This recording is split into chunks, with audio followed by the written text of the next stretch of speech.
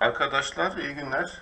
Bu dersimizde sizinle birlikte 7 segment LED display uygulaması yapacağız.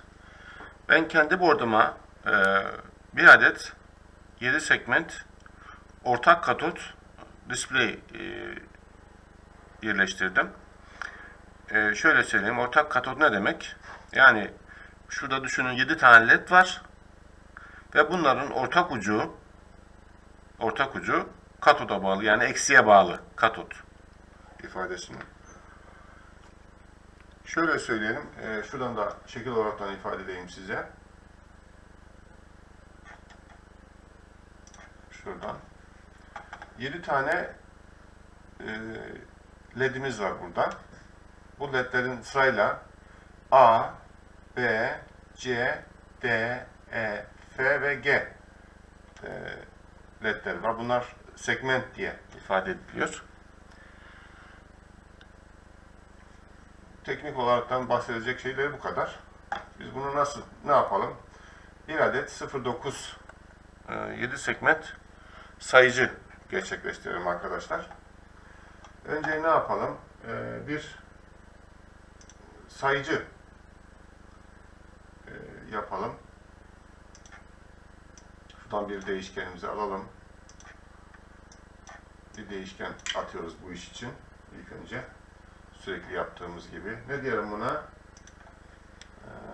Say diyelim ya da sayı.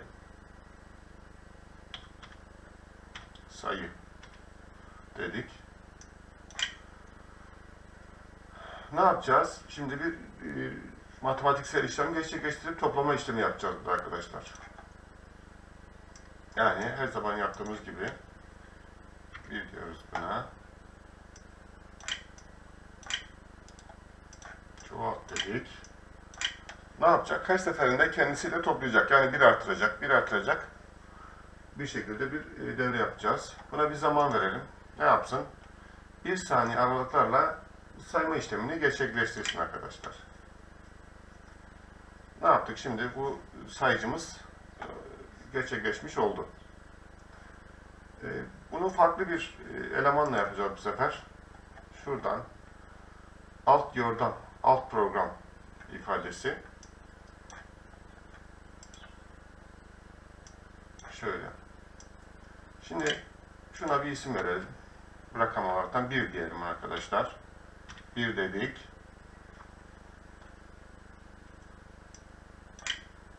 Şurada şeyimizi oluşturacağız. Yani şurada bir döngü oluşuyor. Eğer şu ifadeye sıra geldiği zaman şuna da isim vereceğiz yine 1 diyoruz. Ne yaptı?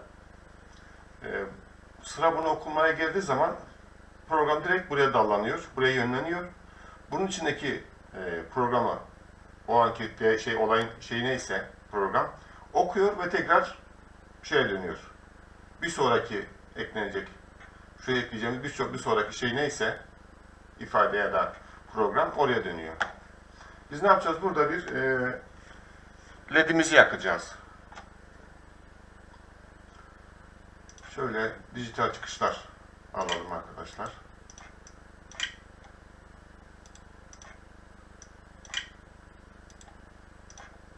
Bizim kaç tane segmentimiz var? 7 tane segmentimiz var arkadaşlar.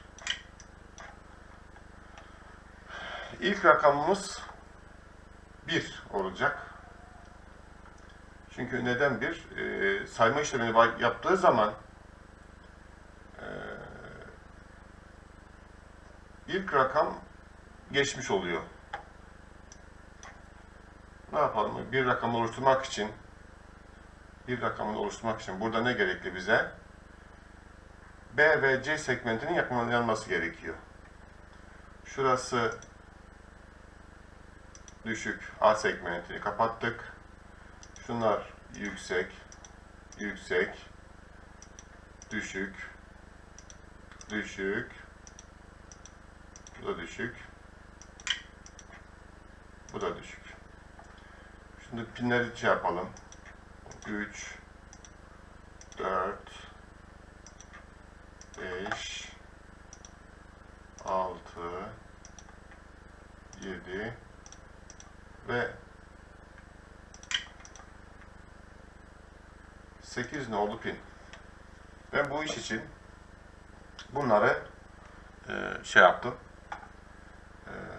atadım. Yani burada bağlantılarımı 2, 3, 4, 5, 6, 7 ve 8 nolu pinleri 7 segment sistemime ulaştırmış oldum. Şurada bir yine eksik bir şey yaptık. Bir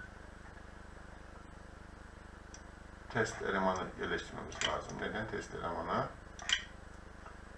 Gerçi bulutsuzda çalışması lazım bunun. Bir deneyelim. Çünkü başka yere çıkmayacaktır şeyimiz, elemanımız. Yani buradan çıktığı zaman ama ledleri söndürmek için gerekli olabilir. Evet, ledleri söndürmemiz lazım. Söndürmemiz lazım. Evet, bu için gerekli olacak. Yani şuradan test elemanı eşittir sayı çoğalt dedik. Ne yapacağız? Buradan da bir rakam alalım. 1 ise bu ledimiz yanacak sayma işlemi sırasında. Yükleyelim, görelim hata var mı?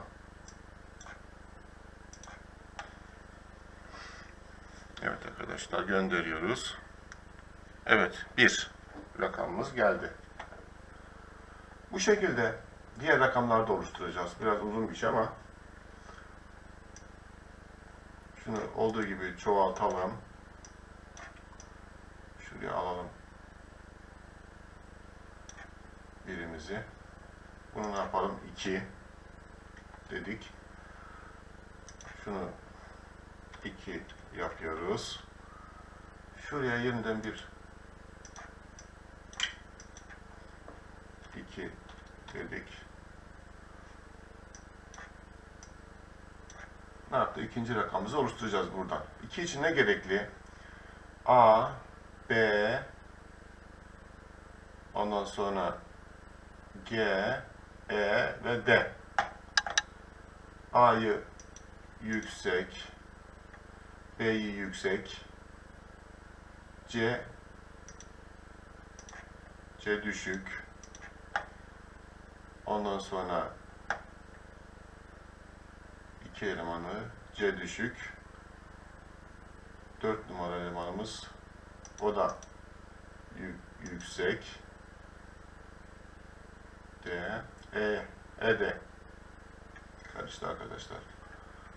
A yüksek, B yüksek, C düşük, D A, B, C, D yüksek, 4 nolu pinimiz yüksek, 5 nolu pin yüksek, yani şurayı değiştireceğiz, yüksek dedik. Ondan sonra F pinimiz düşük, G pinimiz de yüksek dedik. 2 sayı 2 eşit olunca yanacaktır. İptal dedik. Gönderiyoruz. 1 2 evet arkadaşlar. Doğru yoldayız. Bu program da bu şekilde biraz uzun sürüyor ama çoğaltalım.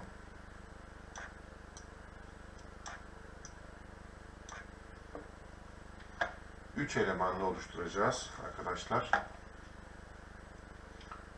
Çoğalttık. Buna 3 diyoruz. 3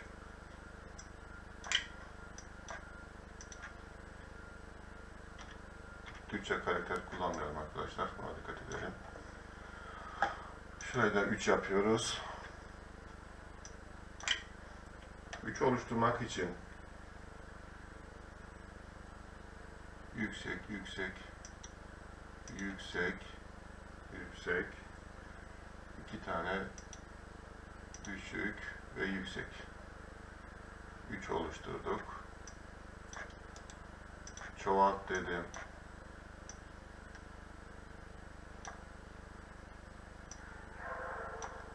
3. Bunu 4 yapacağız.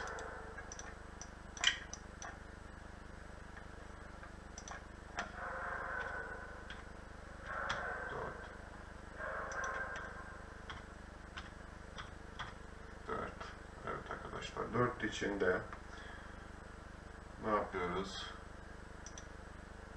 Düşük, yüksek, yüksek, düşük, düşük, yüksek, yüksek. Evet. 5'imizi oluşturalım. Bu da 5 olsun. Çoğalt dedik. Şunu 4 yapacağız tabi. Evet arkadaşlar. Şunu 5 yapıyoruz. Şunu da 5 yapalım. 5 için değerlerimiz neydi? Yüksek, düşük, yüksek, yüksek, düşük, yüksek, yüksek. Bu da 5'imiz oldu. Ne yapalım? Çoğalt.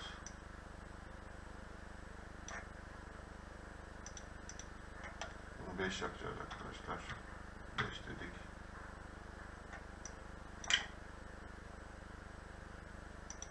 Bunu 6 yapalım. 6 dedik. 4, 5 çoğalt dedik.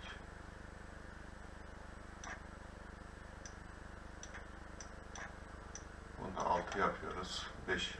Bak şunu 6 dedik. 6 için yüksek,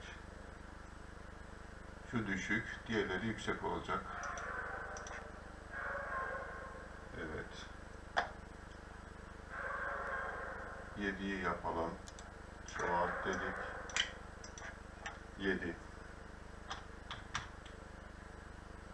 dedik.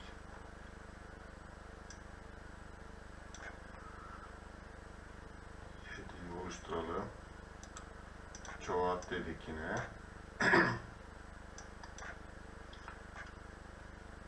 Tabii şunu 6 yapmayı unutmuşuz arkadaşlar.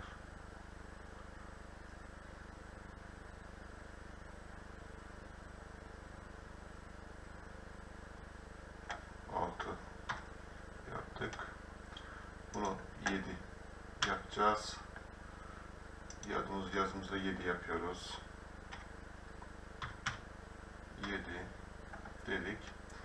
7 için A, B ve C ledleri yanacak. Yüksek, yüksek. Diğerlerini düşük yapıyoruz. Düşük, düşük, düşük yaptık. Bu da 7 oldu. Şunu da tekrar çoğaltalım. 8'i geçelim burada. Önce şu rakamı 8 yapalım. Şurayı da değiştirelim. 8 dedik. Şurada dallanma komutunu çoğalt dedik. Buraya da 8 yazalım. Evet arkadaşlar. 8'imiz de tamam. Tabi 8'de bütün ledleri yakacağız. Yüksek, yüksek, yüksek, yüksek. Son rakamımız neydi bizim? 9. Çoğalt dedik. 9. 9'umuzu oluşturalım. Çoğalttık.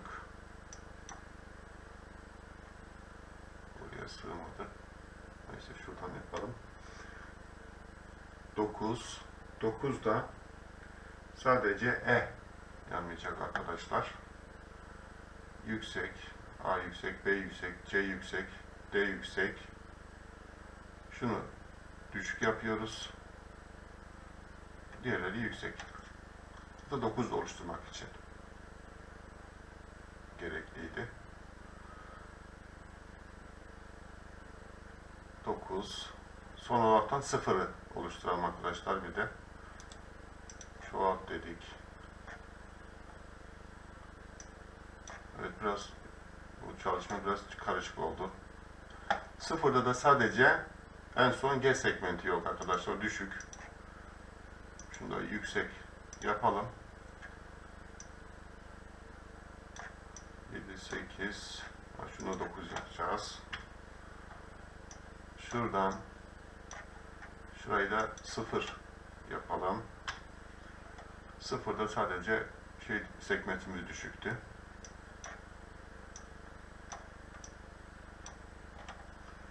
En son bir de dallanma komutumuz olan dışarı çıkma komutu bu diyelim buna. Neydi? Bu da 0. 0 dedik. Evet arkadaşlar, eğer bir eksik yapmadıysak programımızın doğru bir şekilde 0-9 arasında sayması lazım. Hata verdi. Ne hatası verdi? Yükle dedik.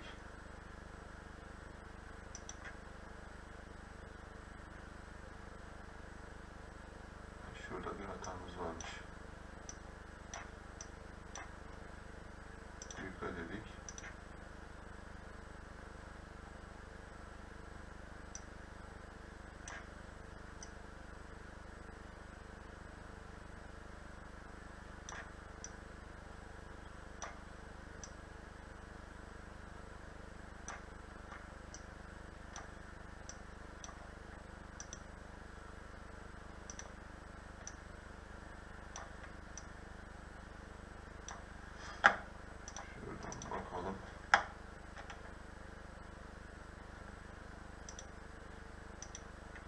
Şeyler yanlış ama şurada bir yanlış olduğunu gösteriyor. 8 eğer 8 2 tane mi var? Ha, evet arkadaşlar, 8 2 taneymiş. Şu 9 yapıyoruz bunu. Yükle dedik. Ona verilmedi. Şurada 3 2 tane. Şunda 0 yapacağız yani.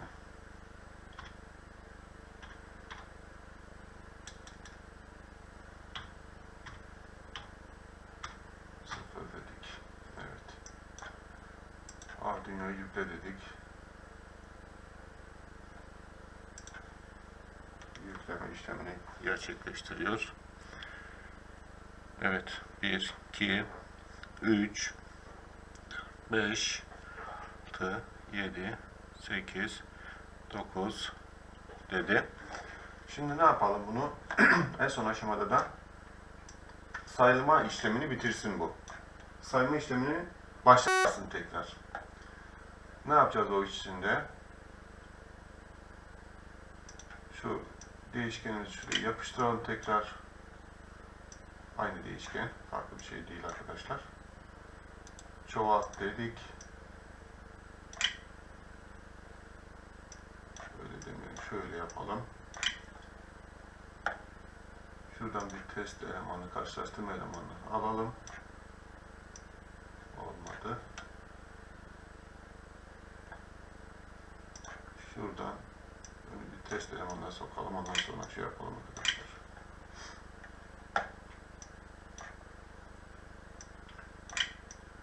Şöyle yapalım. Yani 10 olduğu zaman bir sıfırlayacak şeyimizi. Şuradan değişkenimizi çoğalt dedik. Kaç olunca? 10 olunca. Şuradan da elemanımızı alıyoruz. Şuraya 10 diyelim şuna da.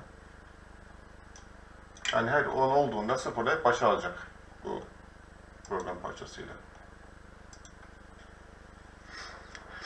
Beklemeyecek yani bu sefer. 1, 2. Evet arkadaşlar. Programımız çalıştı. Sıfırı göstermedi ama niye göstermedi? Şuradan bakalım.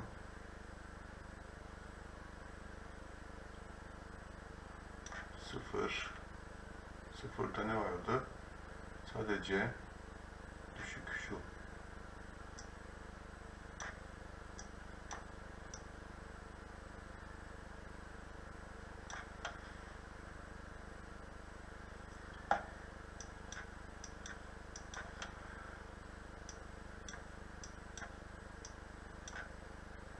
Evet, şurayı 10 olunca alacak arkadaşlar. 10. Evet. Şimdi doğru oldu. Evet, yüklüyor tekrar. Yükledi. 1, 2, 3.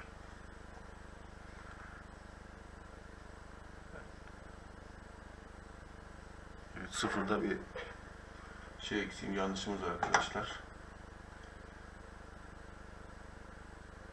Düşük. Ha, şunu da yükselteceğiz. Yüksek. Şimdi oldu. Bir sürü hata yapıyoruz ama hatalarımızı düzeltiyoruz arkadaşlar.